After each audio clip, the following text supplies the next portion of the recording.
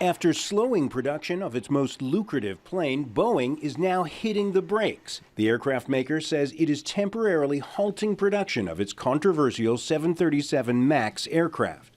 Following crashes in Indonesia and Ethiopia killing 346 people, the model was grounded worldwide. Now, with that flight ban set to last well into 2020, Boeing's rare freeze on production is expected to ripple across the global economy.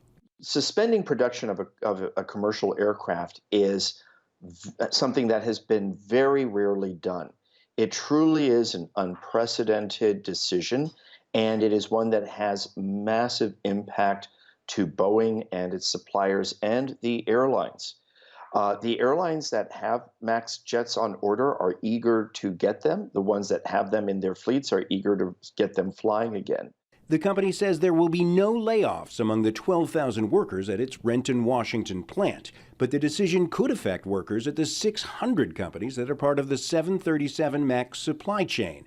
The impact of the announcement is so great that Boeing's woes could expand the U.S. trade deficit with other nations. What makes this such a huge economic decision for Boeing and for the global economy is that Boeing is the largest manufacturing exporter in the U.S., and it's also the largest component of the Dow Jones Industrial Average. Boeing says it has fixed the plane's problems through software upgrades and pilot training, but with each delay, the future of company president Dennis Muilenburg has come increasingly under question. We've been challenged and changed by these accidents. We've made mistakes, and we've learned, and we are still learning, and we're improving. In April, Boeing cut production of the 737 MAX from 52 a month to 42. As that production line grinds to a halt, Boeing customers, passengers, shareholders, and suppliers are all left to wonder when it will finally start up again. John Hendren, Aljazeera, Chicago. Aviation analyst Kyle Bailey says the production pause was necessary for logistical purposes, but he expects the planes to be back in the air soon. Quite frankly, they're running out of rooms to store these airplanes. I mean, these airplanes are actually parked in the Boeing employee parking lots because they have no space. They originally anticipated these airplanes would move, and they're not moving because they're not flying. It's plain and simple.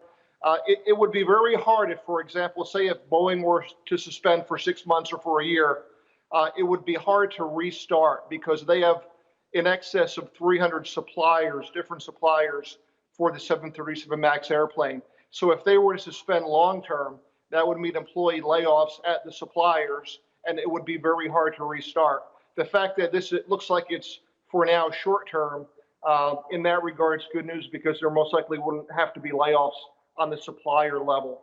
There won't be chaos. The bottom line is once the green light is given by the FAA, the airplanes will start flying very, very quickly. These airplanes sitting on the ground are costing the airlines lots of money. So once the green light comes from the FAA, these airplanes will surely all be back in the skies flying.